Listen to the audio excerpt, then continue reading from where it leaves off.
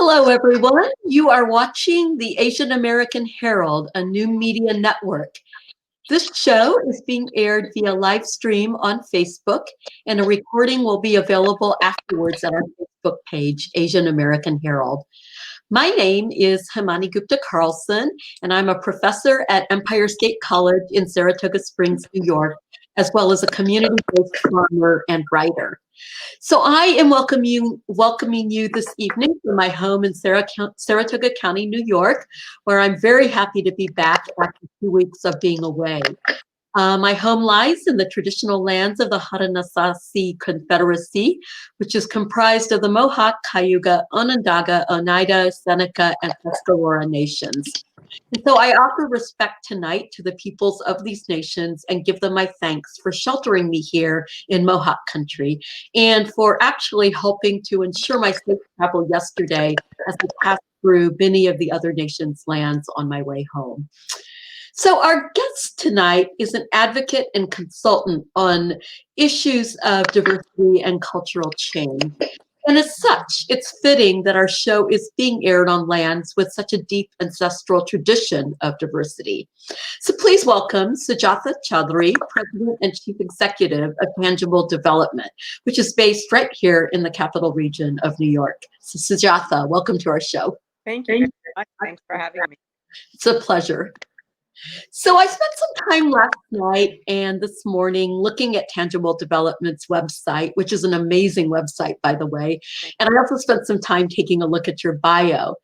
And one of the things that really struck me was that the organization seems to have a very broad, multifaceted focus with many services and a great deal of community involvement.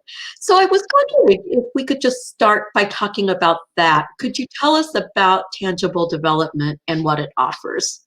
Certainly. So Tangible Development was founded in 2011, and we're going to be 10 years strong next year. So we're very excited about that.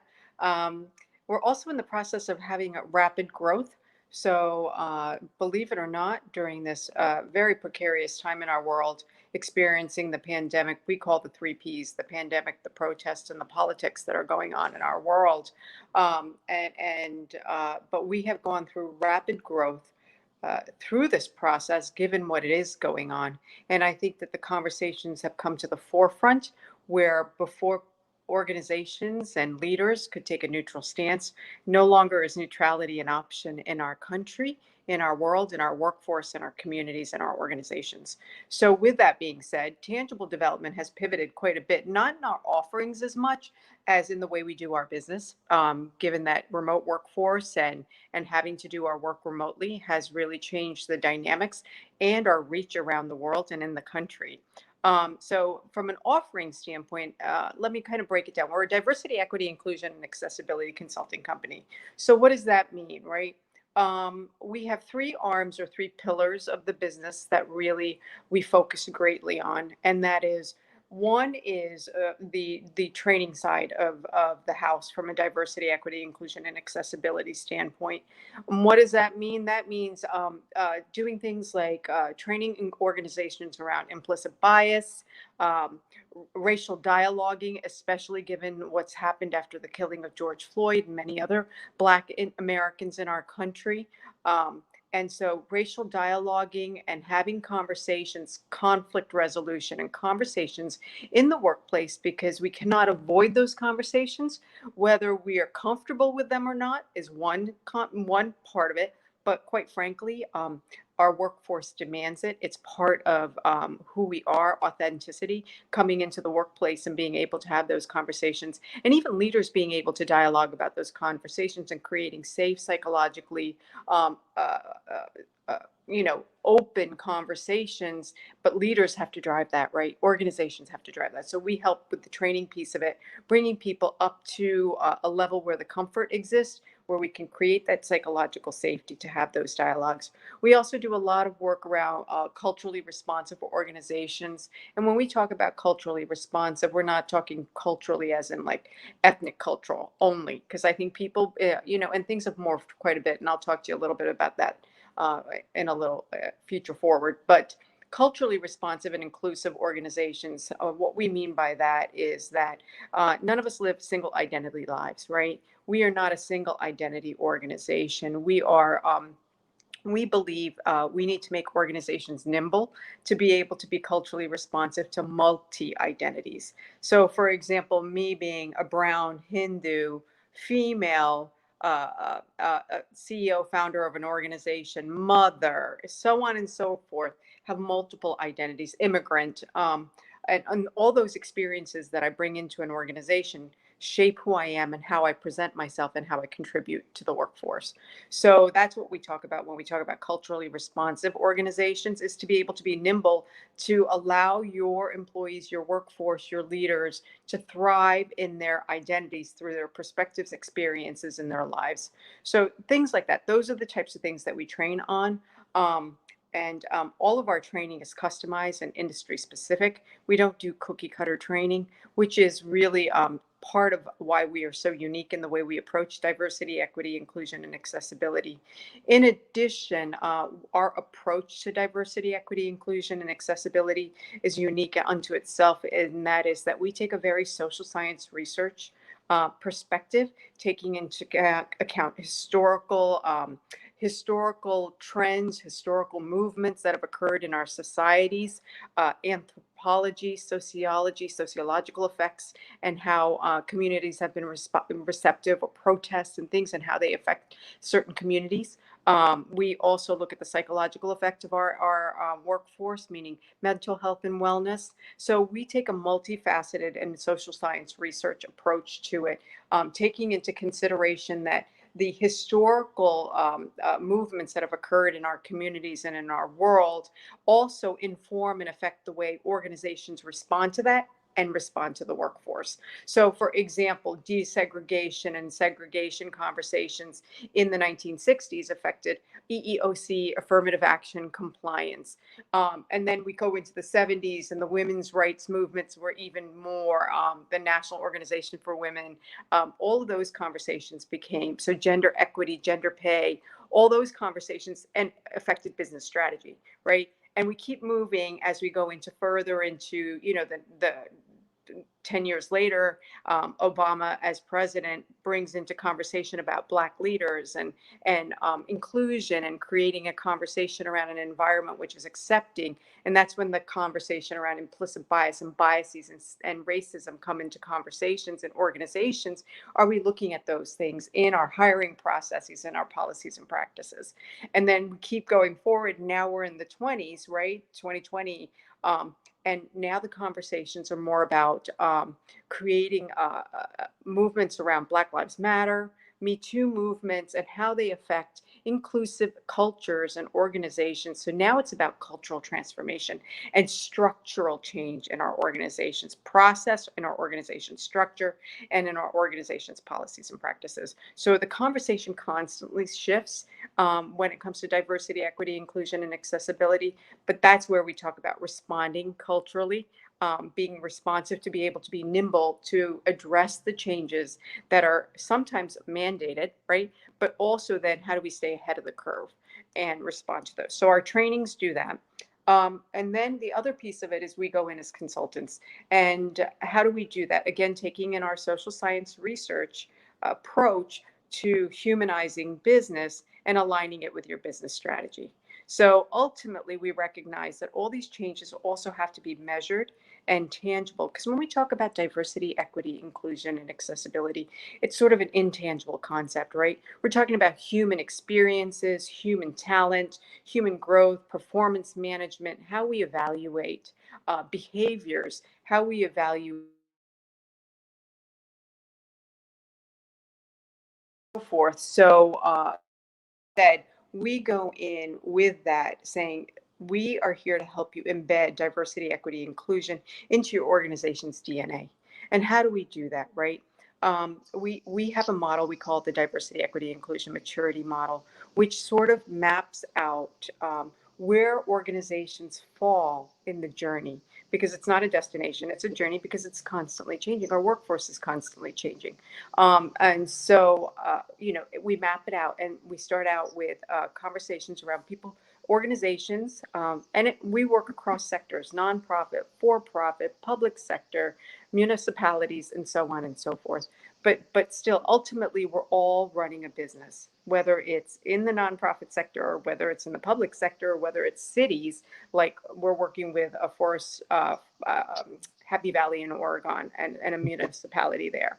But it's still people and it's still a business, right? And we still have to make payroll and we still have to do performance management and we still have to do hiring practices and recruitment and retention analysis. So what we do is we have organizations, we map them on this continuum, and it's basically unaware, where organizations are satisfied with the status quo of what they've been doing and they don't feel that they need to be responsive to anything, that they feel that what they've got in their organization from a policy, practice, hiring, mission, vision, value statement, employee value proposition, all is fine and no change needs to occur. That's that unaware organization. And many organizations, believe it or not, still sit in that pocket, Yeah. especially small manufacturing companies that are family owned businesses who right now are riding the wave of stability. But as their family members start to retire and the workforce changes, the workforce is dynamically different from the workforce they were used to hiring, right? Yeah. So we have that. Then we have organizations that what we call compliant. They're organizations that are recognized that diversity, equity, inclusion is a conversation in your organization, but all the metrics that they're measuring are compliance, EEOC, affirmative action, compliance type metrics.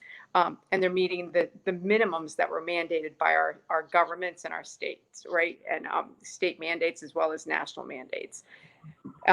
Where leadership recognizes it but only wants to do the bare minimum.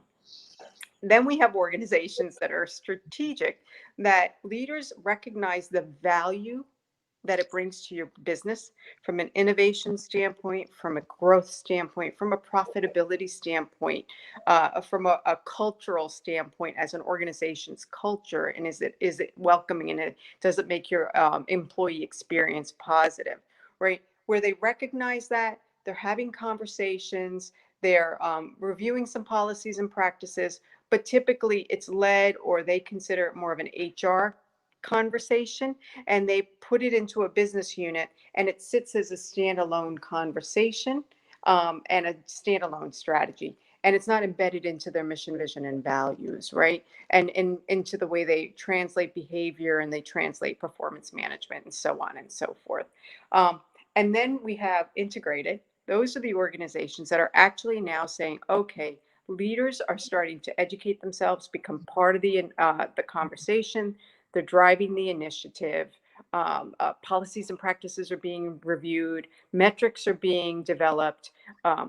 Accountability measures are being put in place to align with a diversity, equity, inclusion plan, so that everything we do has it breathing as part, and a living document, not a document that sits to the side that says we have a strategy, we'll come look at it. So many organizations do that with their strategic development plans, right? And so we say this needs to be a working document that you can measure, and we set metrics to. And then the final type of organization are disruptors, or what we call trendsetters. And they're organizations that are at the cutting edge of diversity, equity, inclusion, sometimes at the cost of profitability of the organization, but they believe in it so strongly that they set that forward. For example, Starbucks, right? Starbucks CEO, when they had that incident in Philadelphia, that was a racial incident that they considered there was a bias, a racial incident in Philadelphia, where the CEO mandated the closing of all Starbucks, and to do Starbucks training. As a matter of fact, one of our team members was there to do some of that work, Dr. Elby Hannas.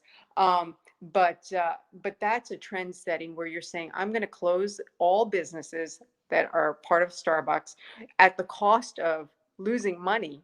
I'm closing every single one, and I'm going to train my staff, and we're going to do a deep dive into our behaviors and our values that translate into our locations and how we serve our clients. And that's a disruptive, trend setting sort of behavior.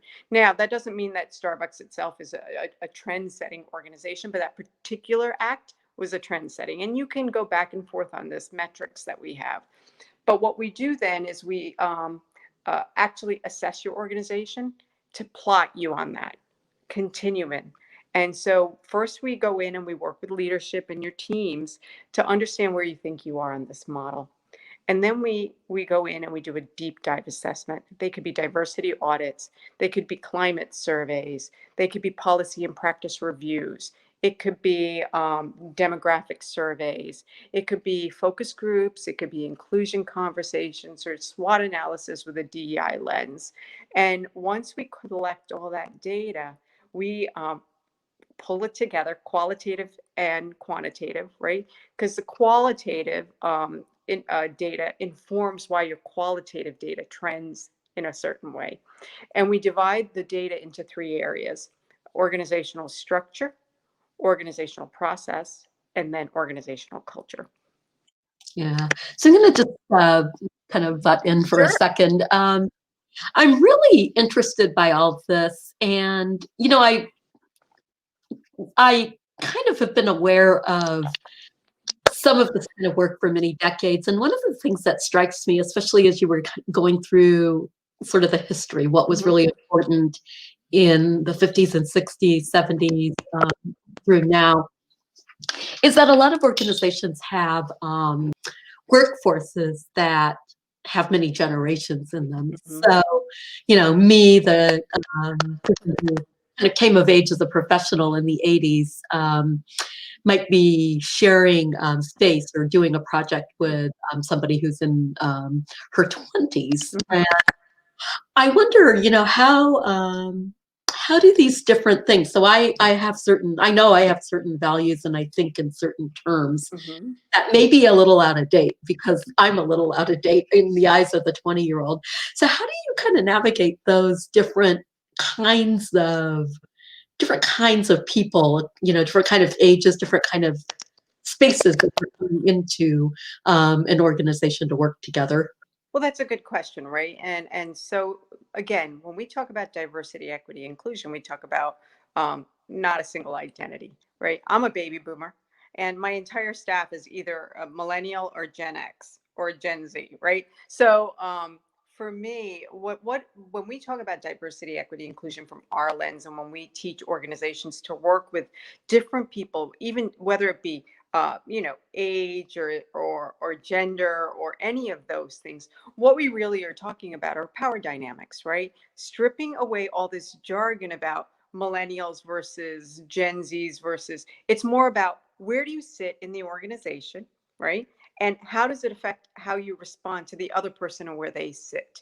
And how do you create, bridge the gap through conversations, through pulling away barriers or pulling away the silos that have been created in organizations based on these power dynamics. So, as we do that and as we strip away those and have people bring in empathy, bring in open dialogue, and do some training, mentorship programs, cross-pollinate teams, so that different people from different age groups can work with different people from different organizations and different business units. So as we strip away the silos and the barriers, we tend to find success in the conversation because we find that everybody has a strength, and it's pulling away the power dynamics of where you sit in the organization and your age and the hierarchy of it to create a level playing field.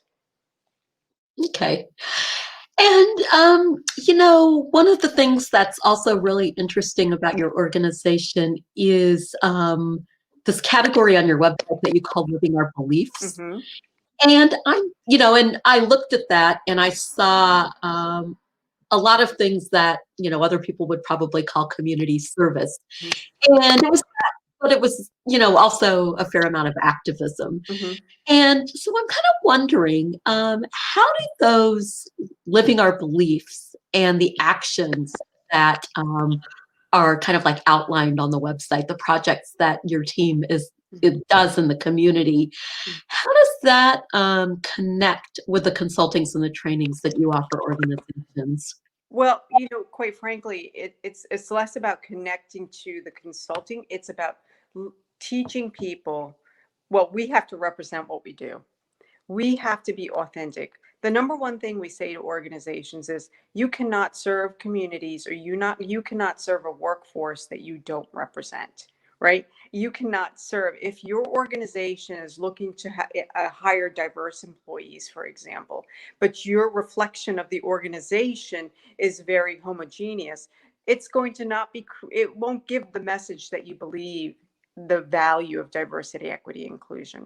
So for us, and we also say, if you're going to do, or especially the new generation is looking for uh, giving back to the community, corporate social responsibility, being engaged with organizations that value social issues and social justice.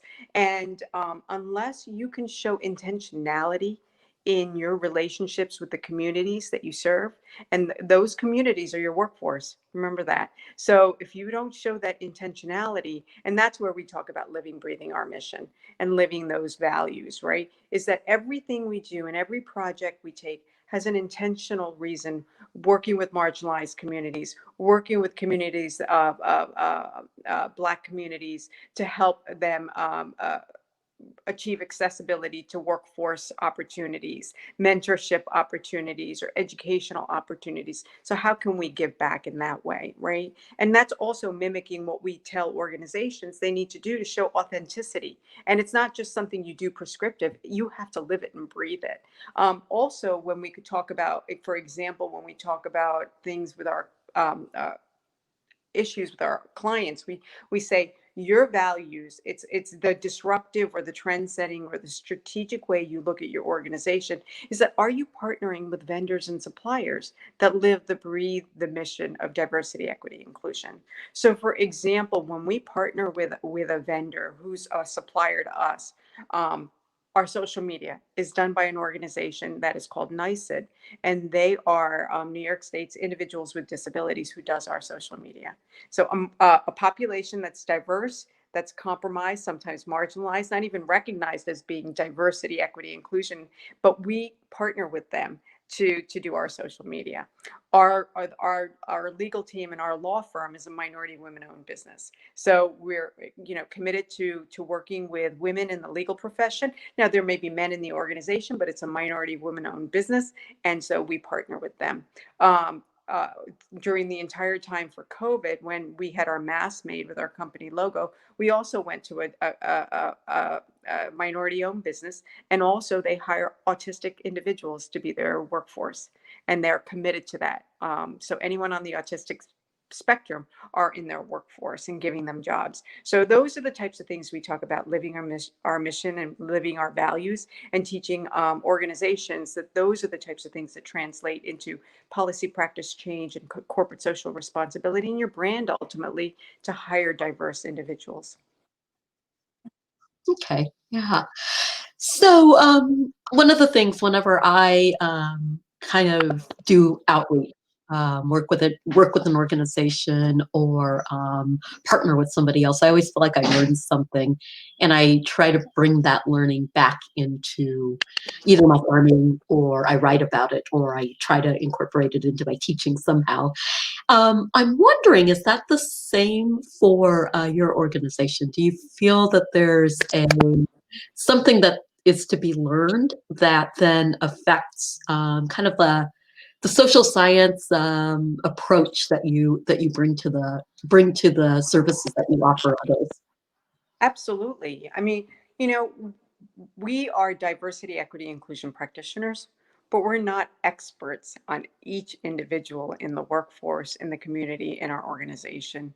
We are constantly, through our assessments, understanding trends in the workforce, trends in our communities that we can bring back to our organization, so that when we do design our trainings or we do develop our strategies for our organization, we use that to inform us, right? We're constantly monitoring data, qualitative and quantitative data, as we do trainings, as we receive feedback, as we see trends in industries that help us change how we do our work and how we approach our work. And we're constantly on the forefront of best practices for social issues, as well as business strategy.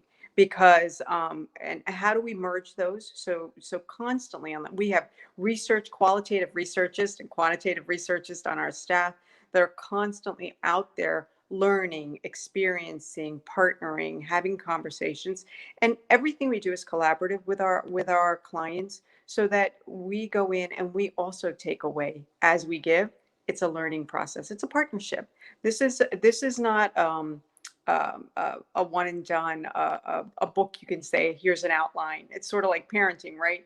There are multiple books about parenting, but you can read them all and still there's going to be something in there you're going to have to adjust to, because each individual is different. So that's how we approach it too.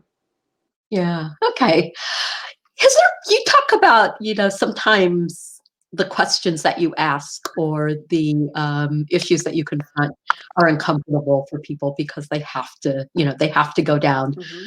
kind of a little bit of they have to go down a road that's not easy to go down. I do that frequently. And one of my jokes is that I have to get myself comfortable with being uncomfortable. Mm-hmm. And then the response is, but don't get too comfortable with being uncomfortable, because then, but I'm wondering, for you, has there been an experience where you felt a lot of discomfort, and how did you kind of reckon with that? The discomfort for me, uh, in my business work or in my personal life, I can give you kind of both. But from a personal perspective, right, having been an immigrant child, having come from a poor background, very marginalized, and poor background from socioeconomic standpoint, and then having gone to different countries, and in Europe and in England, and then having moved to the U.S. and lived all over the U.S. Um, the discomfort was always feeling like I didn't belong, and always, and even in the corporate environment at the time when I had a scholarship with the U.S. Navy. I was a market analyst for the U.S. Navy. I was the only brown Hindu female, trust me, working for the Navy at that time. But just it was more about I couldn't bring the authentic experiences of my life and my authentic identity to whatever experience I was going through, whether it be on a social level or whether it be on a professional level, that I felt like I constantly had to create a new identity and morph. We call it style switching, so style switching in the profession. That's what we call it, where we take on the identity of the communities around us versus being our authentic identity, and that's always been a challenge. And then over time, you start, because diversity, equity, inclusion, and all of those conversations in the 70s and 80s, they weren't even words that existed, right? Or even thoughts or conversation. It was more, listen, all our proverbs, great minds think alike, birds of a feather flock together. All those things are no longer what it's now. It's great minds don't think alike. That's what innovation is, right? So constantly being uncomfortable, from a personal perspective, and trying to morph and become part of the community just to feel like you're belonging.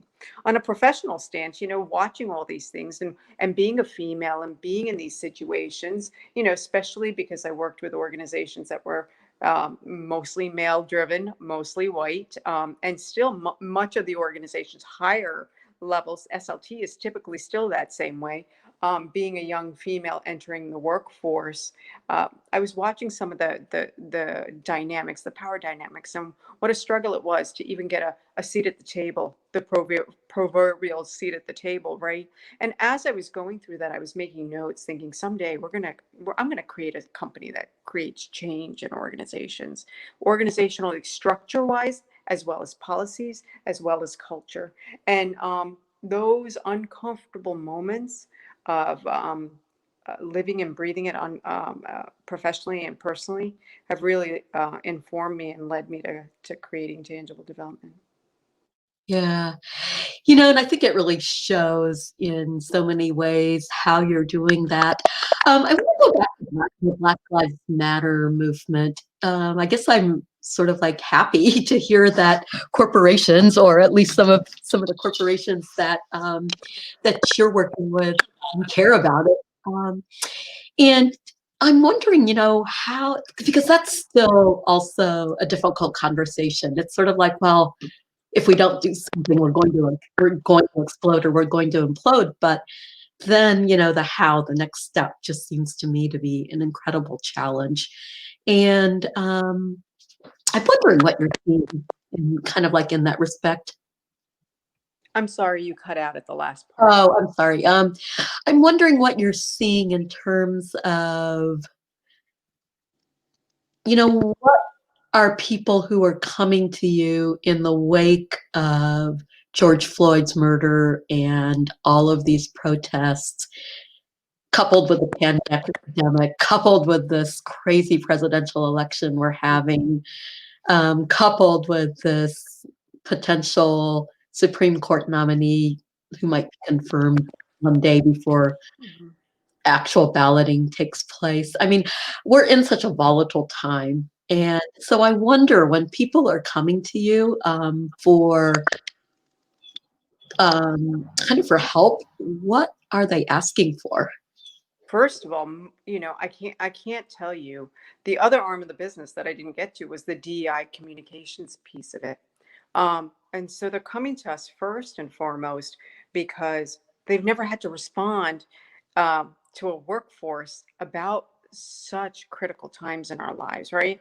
The heightened emotional vulnerability that is occurring in our workforce, insecurities and just fear and concern for not only just their livelihood, as in will I be furloughed because of COVID, but also then about their health with COVID, right? And my health and my well-being of me and my family or my significant other or my community.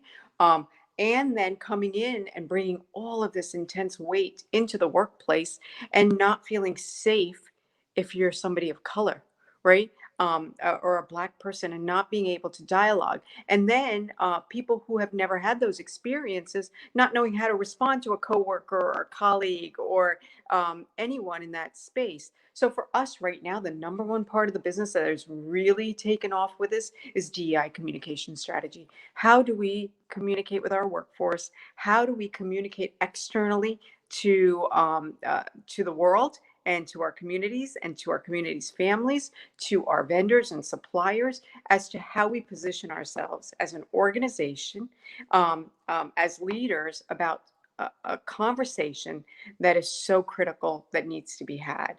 And so many organizations tend to be led by, again, white individuals, right, who don't know how to have this conversation and may have great intentions, but don't know how to translate those intentions into actions, into accountability. And so that's number one where we're being met. And then it's okay, now what do we do? Now we've just talked about it. Now we acknowledge it. All these things are occurring in our world, in our communities. The vulnerability is heightened. The emotions are heightened. We talk about it. We acknowledge it. But now what do we do about it? So tangible development, can you come in and help us come up with a strategy? And then how do we actually implement it and how do we live it? So that's that accountability piece. So that's where we're being met. And it's just, it's quite a ride. But we're very, very pleased and proud that we can make change in organizations, in communities, and support the workforce at a time that they need the most help. Yeah. Well, it's incredible the work that you're doing, and I'd love to talk to you like all day. Maybe, maybe we'll have you on for a future show and follow up more. But we are out of time today, and so I just wanted to thank everyone for joining us this evening for our weekly Asian American Herald show. Once again, I'm Hamani Gupta Carlson, and my guest has been Sujata Chaudhry. The Asian American Herald is a Facebook based news media outlet dedicated to discussing topics and building community among Asian Americans in the capital region of New York and well beyond. So please continue to send us story ideas, look for the recording of the show on our Facebook page, and have a very good evening. Thank you, Sujata. Thank you very much. Have a great day.